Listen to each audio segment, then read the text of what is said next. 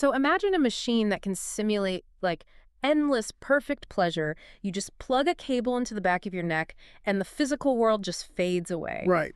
And your brain is suddenly flooded with this completely manufactured, consequence-free euphoria for the rest of your life. Would you do it? I mean, it's the ultimate philosophical trap, isn't it? Yeah. Because on paper, if our goal is just to, avoid pain and seek happiness, plugging in makes total sense. But at what cost, right? Like, if you did plug in, are you giving up the one thing that actually makes you human? Exactly.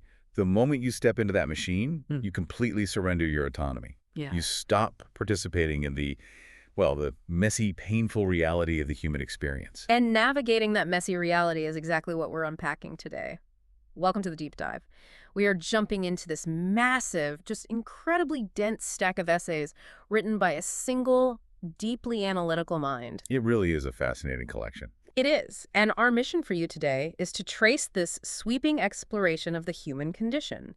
We're mapping how we evolved from ancient, aggressive survivors into, like, builders of justice, Right. then into modern consumers navigating some truly wild ethical minefields, and finally into spiritual seekers desperately looking for a reason to exist at all. And what I love about these essays is they don't just settle for outlining the historical timeline of humanity. Yeah, they go way deeper. They do. They're totally obsessed with the underlying mechanics. We're digging into the why behind our behavior today. Like, why do societies collapse? Why do we redefine what makes a hero? It takes all this conventional wisdom about everything from ancient Greek theater to, like, the ethics of pirating software and just turns it completely upside down. It really does. So let's start right at the bedrock. Human nature. Because if you're an architect, before you can argue about the layout of the living room, you have to survey the ground you're building on. That makes sense. And if your foundation sits directly on a geological fault line, well, that dictates the entire structure of the house. The underlying argument here is that humanity is built on a very dark, very unstable fault line. We have to look at the problem of innate evil. Right. And the text relies really heavily here on Konrad Lorenz's theory of biological aggression. He was an ethologist, right? Yeah. And he observed that aggression in humans isn't some glitch in the system. It's not a malfunction. He calls it a fixed action pattern. Like a hardwired survival program. Exactly. In our deep evolutionary past, unprovoked aggression was directly tied to securing territory, dominating rivals, and, reproducing.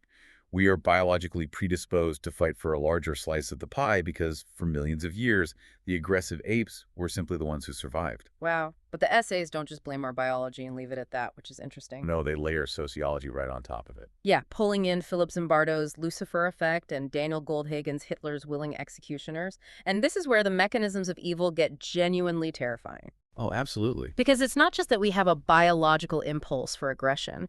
It's how easily ordinary, everyday people can be manipulated into committing horrific acts. When an institution plants what they call a hostile imagination in their minds. Right. What exactly is a hostile imagination? That's such a crucial concept. It happens when a power structure, so a government, a military, or even just a social movement, officially defines a specific group as the enemy. The other. Right. And by wrapping that aggression in the language of duty or national security, institutions essentially grant law-abiding citizens the psychological permission to completely abandon their empathy. So the mechanism of evil there is actually obedience. Exactly, obedience. Which perfectly aligns with that reference to Dostoevsky's Grand Inquisitor from the Brothers Karamazov. Oh man, that's such a powerful section. It is. The core thesis there is that human beings actually despise the burden of absolute freedom. We're terrified of it. We want someone to tell us what to do. Exactly. We secretly crave power and security so much that we'll gladly hand over our moral autonomy to an authority figure. Even if they ask us to commit atrocities, just as long as they provide us with a loaf of bread and tell us we're safe. And when you view humanity through that lens, as biologically aggressive and incredibly vulnerable to institutional brainwashing, it completely changes how you view justice and punishment. Right, like if a person commits a crime, how much of it was actually their own free choice? Exactly. And the essays use this framework to absolutely dismantle Immanuel Kant's idea of retributivism, which is basically the classic eye for an eye approach to justice. Right. The argument is that punishing someone simply for the sake of inflicting proportional pain is just totally irrational. It doesn't Right. fix the biological or institutional triggers. It just creates an endless, inescapable cycle of retaliation. And the text highlights two really distinct historical paths to prove this, which I thought was fascinating. One is the path of Nelson Mandela in South Africa. Choosing truth and reconciliation over pure retribution. Right. Which effectively broke the cycle of violence. And the other path they look at is the decades-long cycle of retributive retaliation between Israel and Palestine. The essays frame that as the tragic failure of the eye for an eye philosophy. Yeah. And it's worth pausing here to be totally clear to you listening. We are looking strictly through the lens of this specific philosophical framework today. We aren't endorsing these views or taking any political stances. We're simply neutrally unpacking how the text applies this theory of punishment to some highly complex real-world conflicts. Right. We're just reporting what's in the text. Yeah. And the philosophical contrast the text draws there is between healing a society versus merely punishing its components. Retribution might satisfy a primal emotional urge, but it doesn't stabilize that fault line we're building on. But wait, let me push back on this a little. Okay, go for it. If evil is just a biological program, or it's the result of institutional propaganda planting that hostile imagination in our heads, does this author think individual free will is just an illusion? Are we just passengers in our own bodies? That tension right there is the exact catalyst for human civilization. Because our raw nature is aggressive and chaotic, we couldn't survive in a state of absolute freedom. We just destroy each other. Exactly. We had to artificially construct cages to contain our own worst impulses. So we invented justice, formalized laws, and created cultural heroes specifically to override that base programming. And the evolution of those systems is wild, especially when they dig into the ancient Greeks, because you can see them wrestling with this in real time through their tragedies. Well, the theater was basically their philosophical laboratory. Yeah. You have Aeschylus, who is surprisingly optimistic. His plays track the shift from endless, bloody family vendettas to the invention of the first human courts of law. Yeah. He really genuinely believes human institutions can engineer a fair society. But then you have Sophocles, the guy who wrote Oedipus Rex, and he offers a much bleaker reality check. His work suggests that fate is this incomprehensible, crushing force. He warns that human intellectual arrogance, the belief that we can perfectly engineer a flawless justice system or just outsmart the universe, that is exactly what leads to our downfall. We're flawed creatures trying to build flawless systems, which is impossible. Exactly. And when you look at actual Athenian justice, it was incredibly flawed. Mhm. By modern standards, it completely fails. If you measure Athens against Kant's demand for total personal liberty or John Rawls's modern standard of economic equality, Athens is a nightmare. Oh, absolutely. The slavery, the strict social hierarchies. Right, but the essays argue you can't judge them by modern metrics. You have to understand justice through the eyes of Plato and Aristotle. Because for those ancient philosophers, Yeah. justice had literally nothing to do with equality. Justice was about fit. Fit. Yeah. Imagine society as a living organism. You don't ask the liver to pump blood, and you don't ask the heart to filter toxins. Everyone has a specific rigid role. Okay, I see. In a brutal, ancient world surrounded by hostile empires, if every citizen didn't play their exact assigned part, the entire city-state would just be wiped off the map. Survival required strict conformity. Which puts Socrates in a really fascinating light because he walked around Athens relentlessly questioning the leaders, pointing out their hypocrisies, and poking holes in the logic of the whole system. Right. According to the rigid laws of his time, the essays note that Socrates was absolutely legally guilty of corrupting the youth. The text even draws a parallel to the 1925 Scopes monkey trial. Oh, yeah, where a teacher was factually and legally guilty of teaching evolution in violation of local statutes. Exactly. Legally guilty, yes. But morally, Socrates was totally justified. He recognized the laws of Athens were no longer serving the ultimate truth. So he refused to conform. It sounds like Socrates was the ancient equivalent of a modern whistleblower, like breaking the technical rules of the system to expose a deeper moral truth. That's a great way to put it.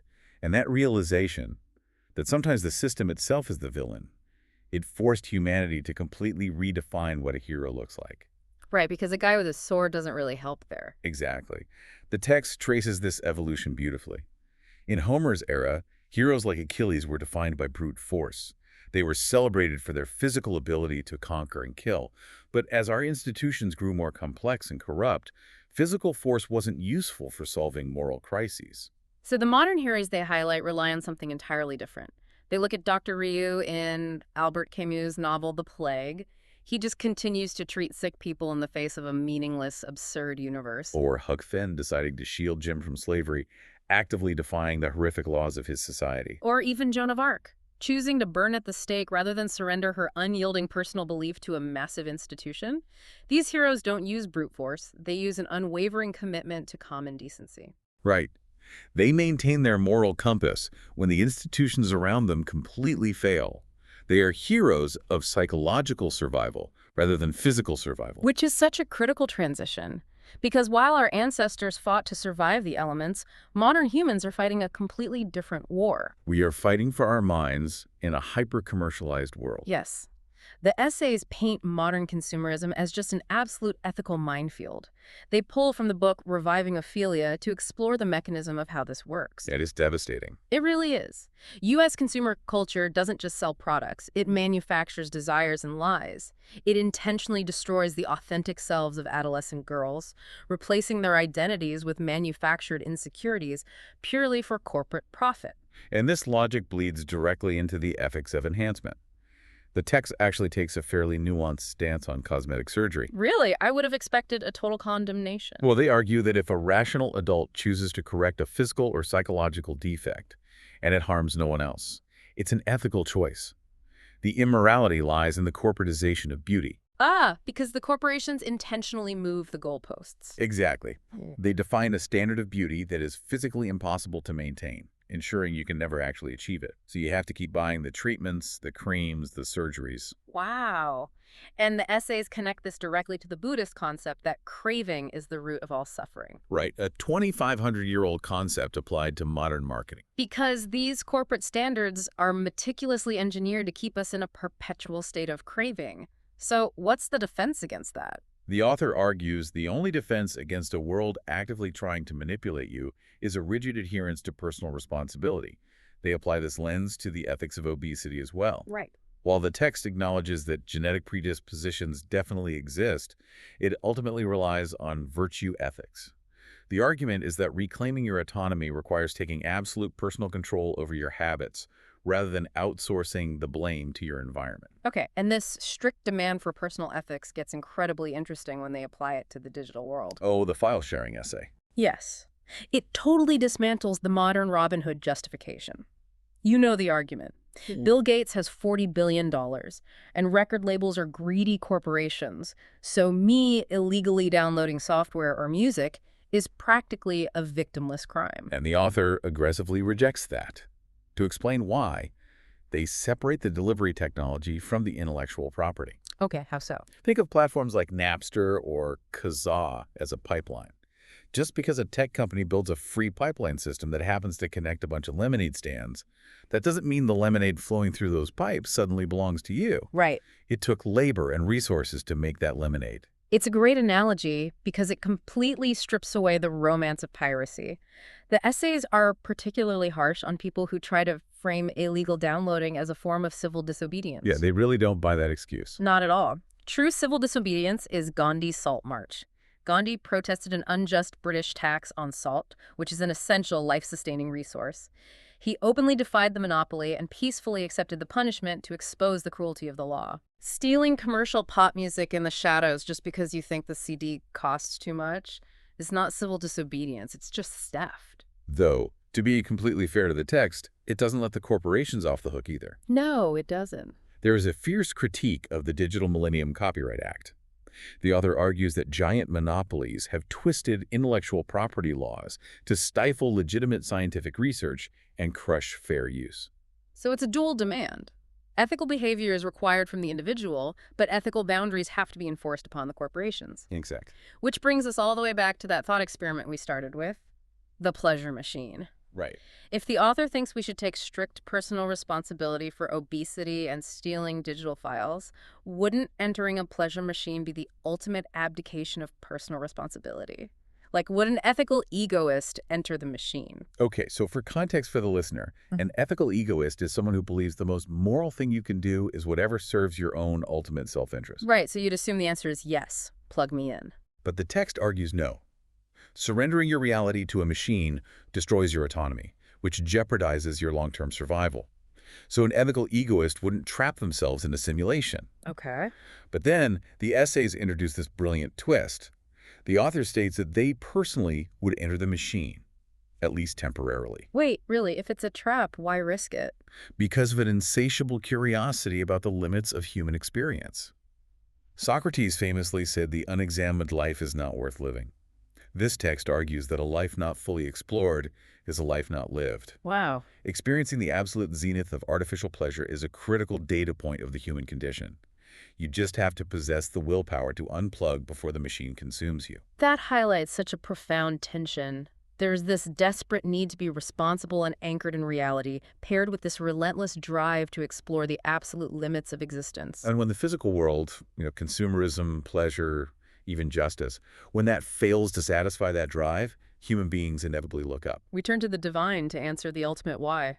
Exactly. And the text maps the evolution of God to explain this pivot. It starts with animism, the anthropologist Edward Tyler's concept that primitive humans, terrified by lightning and storms, projected spirits into nature just to make the chaotic world feel comprehensible. Right. Over millennia, this evolved into the Greek primordial entities like Kairos and Gaia, then centralized into a tribal protector deity like Yahweh, and eventually expanded into the universal, omnipresent God of Christianity. But the underlying argument here is that religion is fundamentally a human invention. It's an evolutionary coping mechanism designed to alleviate the crushing weight of mortality and suffering. Yeah, the text literally invokes Karl Marx's famous definition of religion as the opium of the masses, a psychological painkiller for a brutal world.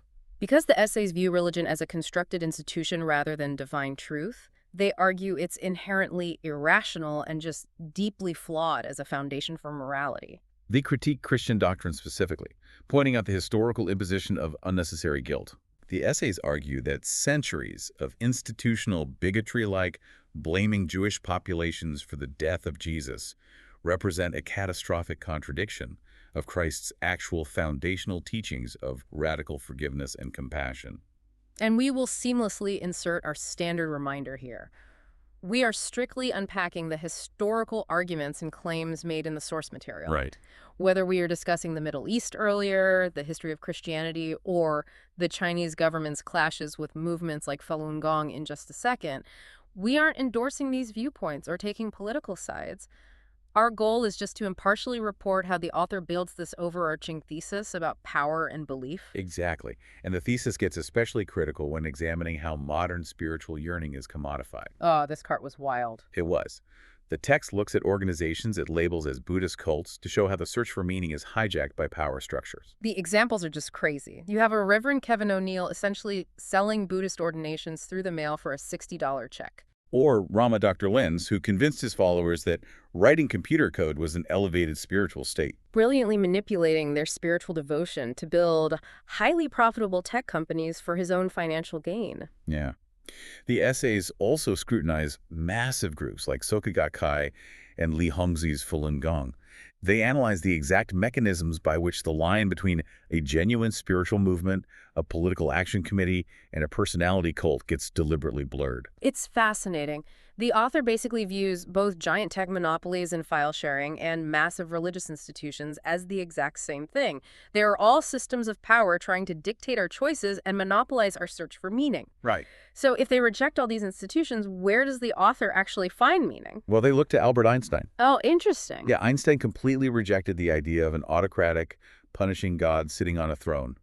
But he wasn't a nihilist. He found profound, almost overwhelming spiritual fulfillment in a deep religious awe of the cosmos itself. He replaced religious dogma with a devotion to truth, goodness, and beauty.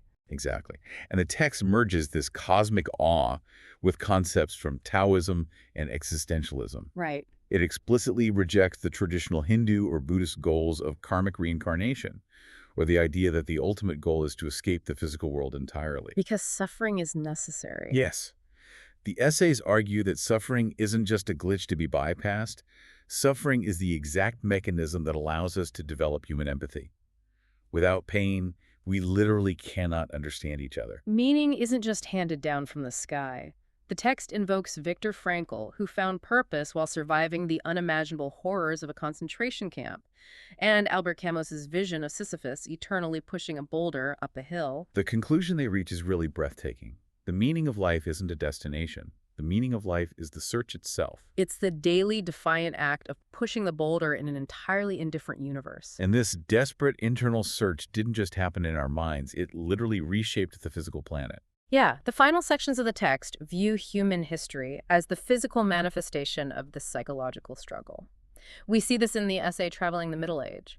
We're often taught that Rome fell because of sudden, violent, barbarian invasion. Right, that's the standard history lesson. But the text re-examines the mechanism of that collapse.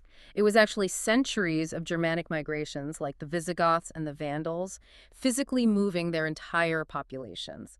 Not just to conquer, but because they were fleeing the terror of the Huns. They were desperately seeking the security and the infrastructure of the Roman way of life. Exactly. And you see it in spiritual migrations, too. The grueling medieval pilgrimages, like the Camino de Santiago de Compostela. Millions of people walked across a dangerous, disease-ridden continent, physically exhausting themselves just to seek a miracle or repent for their sins. Is the internal search for meaning forcing the body to move? Yeah. And fast forward to the commercial revolution, where Italian bankers invent double entry accounting and the age of exploration. You have Columbus and Portuguese explorers sailing past the Cape of Good Hope. And what's driving those massive fleets?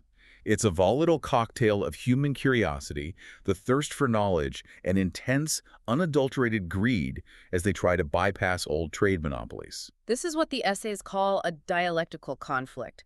History is a constant tug-of-war where two opposing forces, our rational intellectual minds and our base aggressive emotions, are constantly colliding to create the next era. And the author's final prediction for where this constant collision leads is incredibly stark. It really is. The essays argue that modern nations, pointing specifically to the United States, are trapped in the exact same cycles as the ancient Greeks and Romans. We champion lofty ideals of freedom and democracy while simultaneously enacting cruelty and imperialism. We run in the same script on the same geological fault line. And the ultimate inescapable destiny of all species running this script, humans included, is extinction. It is a heavy, almost crushing synthesis. We've spent this deep dive decoding a worldview that sees humanity as biologically aggressive, easily manipulated into evil, historically trapped in cycles of retributive violence, and bombarded by modern consumer traps. Wait, if the author genuinely believes that human history is just a doomed cycle that ends in our total extinction, why does he care so deeply about personal ethics and common decency in the present? Why bother paying for your music or fighting corporate monopolies if we're all just destined to be dust in the fossil record? Because that is the ultimate rebellion. In a universe completely devoid of built-in meaning, where everything eventually ends, the act of taking responsibility for your actions is the only way to assert your humanity. And that brings us right back to the architect building a house on a fault line. I want you to mull this over long after you take your headphones off today. If our ultimate destiny as a species really is extinction, and the cosmos is completely indifferent to our existence, does the fleeting, temporary nature of our lives make our daily choices to be kind, decent, and curious less important? Or does it make them the only things that truly matter at all? Keep diving deep.